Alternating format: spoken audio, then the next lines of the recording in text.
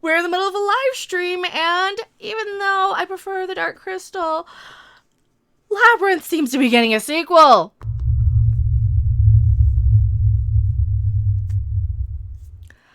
Hello everyone, I am still Mega Random 42, the one, the only, the original, sometimes a boomer, your favorite YouTube harpy, Hell Jordan 350. The thumbnail for your Picard video got me thinking of simping. Oh, thank you so much. I really, really appreciate it. Check out my Picard video. It was a good one. I used the green screen and everything. I put effort into it. Today, we're just doing a little quick live reaction. And if you see pop-ups, it's because we're live and I jiggle. Scott Derrickson is set to direct the Labyrinth sequel for TriStar Pictures. No, 1,000 times no. Now, he was going to direct the Doctor Strange 2 sequel thing, and they did the much more reasonable thing in just bringing in Sam effing Raimi to do that, because Sam Raimi can do horror, and he can do this. Sam Raimi's probably going to be way better. No, don't remake You don't have David Bowie, you don't have the magic, you don't have the Henson people. Is it even going to be the Henson people? Now I got to read it. Scott Derrickson, who passed on reprising his director on Doctor Strange 2 over creative differences, meaning he got his happy butt fired, probably. I don't know, that's just speculation. Has found a new fantasy franchise to take on. He's been set by TriStar Pictures. Are they still around? I don't remember if they were still around. To direct the sequel to Jim Henson's Labyrinth. Maggie Levin, who wrote and directed Into the Dark and My Valentine for Hulu, will write the script. So nothing to do with Henson. All right. First off, we had the prequel series, the Dark Crystal series on Netflix. I watched 3 episodes, really loved it. They did this thing where they drop it all at once and I just never have time to go back and finish it, right? Like I said, freaking loved the Dark Crystal. And even bought myself the Fizzgig hand puppet, because seriously, as a kid who grew up in the 80s, the Dark Crystal was like the big one for me. Labyrinth was the other, like, you always had the set, you always had the pair. It was always the Dark Crystal and Labyrinth, the Dark Crystal and Labyrinth. And the magic is not there. You don't have the same 80s spirit. You don't have the same people behind the scenes. David Bowie's not. How can you have Labyrinth without David freaking Bowie? Come on. The 86 original starred David Bowie, no crap, and Jennifer Connelly, and has maintained a cult status for over 3 decades, which is why you don't touch it. Don't touch it. Do not touch it. Unless you're doing a Cobra Kai, which I doubt. This is clearly going to be a cash grab, leading to tie-in novels, comic books, video games, perennial screenings, and even an annual fan masquerade ball, which is considered to be the largest one in the world. This is why you don't do it. Okay, Lisa Henson is producing. Brian Henson is... All right. Now...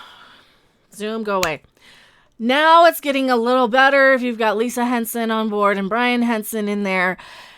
But are they just going to be in name only? Are they just going to throw their name on there like Rod Roddenberry does with the new Star Trek? Because we all know how bad the new Star Trek is. It's just Star Trek in name only. And sure, you've got some of the original people coming on for a paycheck.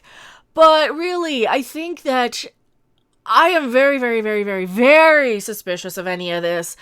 I don't know, maybe the Hensons can kind of keep the spirit of the franchise alive at this point, but this is one of those things, don't touch it. Did you guys not learn anything from Ghostbusters? Did you guys not learn anything from all of these other properties, all this other stuff? And I'm going to bring in Ghostbusters to this, because I just got, and here's our live stream playback. I have a comment on a Ghostbusters video here that I have to read, right?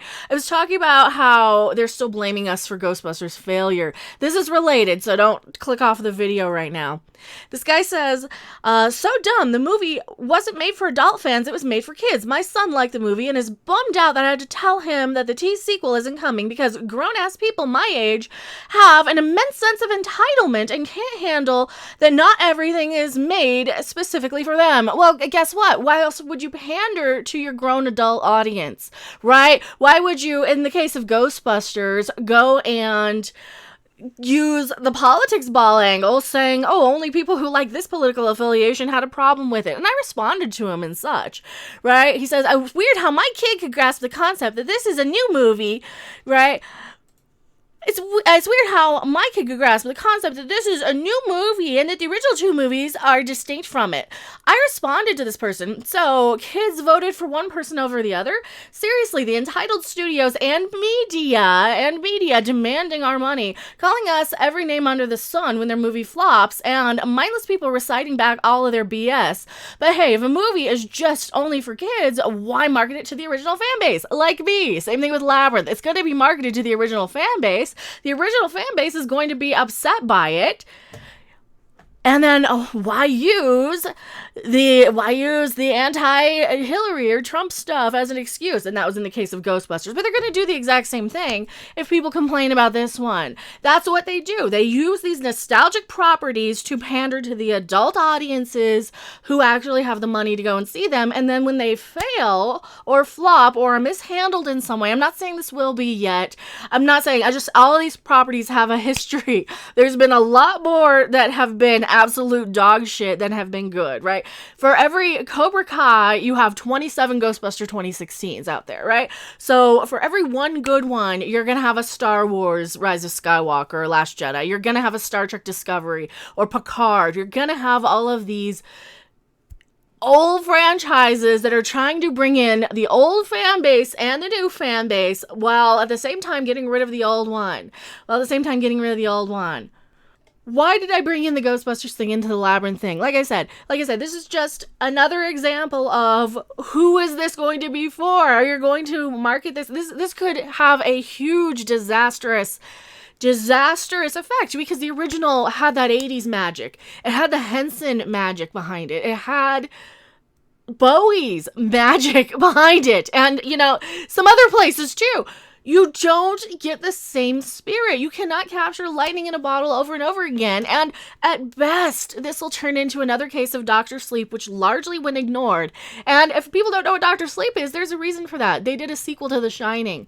Last year, it just came out. I actually stayed at the Stanley. Check out that live stream. I actually streamed from the Stanley where Stephen King stayed. When he was inspired to write The Shining, I should say.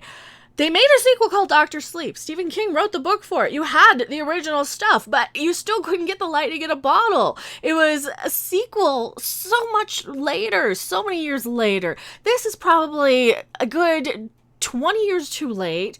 What is this going to entail? They're just gonna do the exact same thing with like the Mary Poppins sequel that was just a soft reboot. Black Phoenix is gonna be a CGI abomination. Bowie wrote the songs in Labyrinth. Yeah, what are you going to do with the songs? Are you going to even have the songs? Will it even be a musical? Will it be for adults? Will it be for kids? This is not going to make a lot of people happy. What are you guys saying in chat? Should franchises be protected by someone? Well, they've got the Hensons involved, it looks like, now that I actually read the article. So shame on me for not reading the article sooner before I started streaming. What else are you guys saying in chat? Blue Bonnet, who we in? They will make it political agenda laden and probably why they're making a sequel in the first place. Hollywood has made me very jaded. That's me. I don't trust anything that comes out of Hollywood at this point. The excuse of creative differences of why Scott Derrickson is not doing the Doctor Strange sequel is, how do I put this without just completely ripping into it? They gave that creative differences reasoning, right? So for whatever they're doing in Marvel Phase 4, we can only speculate that he either didn't want to do their Phase 4 Wham and First Agenda stuff, or he did and they didn't want to have it in there, or he didn't want it to go as dark and horror as they wanted, and then they got in Sam Raimi. So there's all kinds of speculation, but is Scott Derrickson somebody who's going to want to throw in some weird agenda? This was already a girl power kind of movie. Your main character was a girl, so you can't really swap it out for anything. You can't just... And how are you going to do a sequel? What are you going to do with a sequel? What are you going to do? The kid's probably, grown up? The little brother's probably all grown up now. So you certainly can't have it about him because he'd be just another old white dude, quote unquote. So you can't have it about the kid. What are you going to have? Jennifer Connelly come out of what? She's in that snow train movie or TV show that she's doing. So you're going to have her come off of that? No, they're probably not going to have anybody original from that. You'll have some of the puppets for member berries because that's what they do. Remember Chewbacca again? Oh, I love to remember Chewbacca.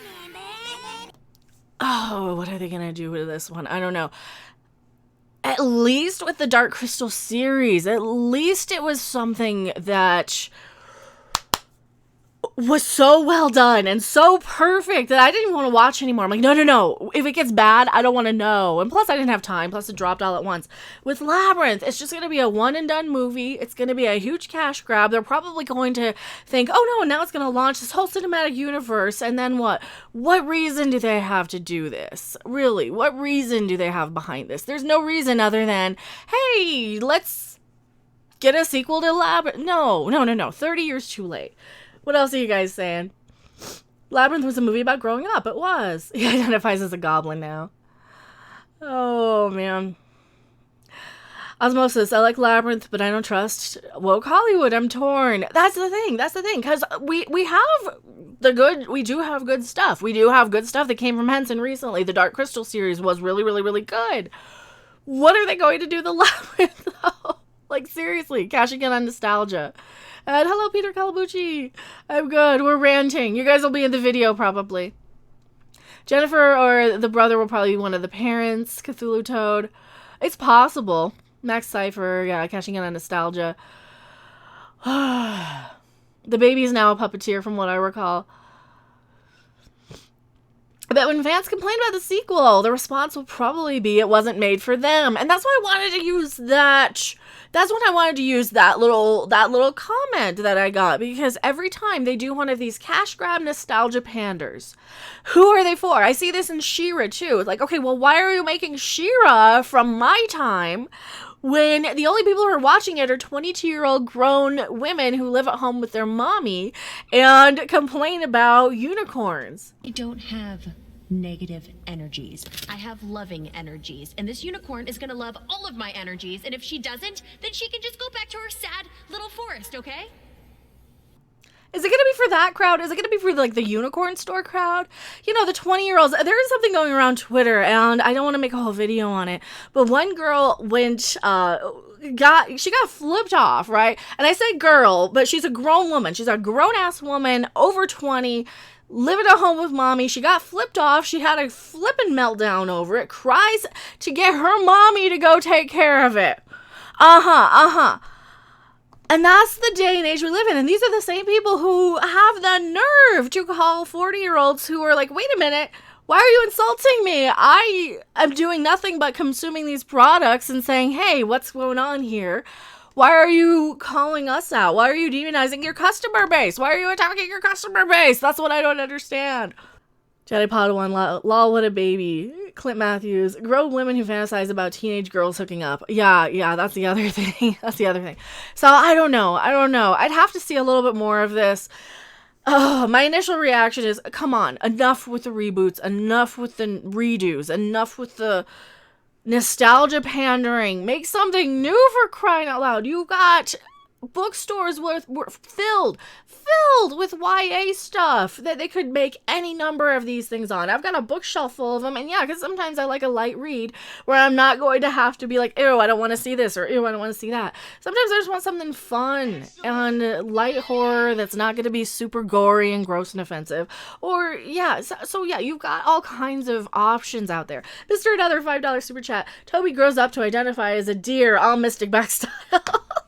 Well, thank you so much. I really, really appreciate it. I can't get my Mystic Back clip to work for the life of me, but I can do it manually. Mystic, back, mystic, back, mystic back. She ruined his cake. Oh, tell me what you guys think in the comment section below. I am going to go back to my live audience, and if you see this clip, definitely hit the like, subscribe, share, and tell me if you were in the stream too, if you saw this live. So don't go anywhere.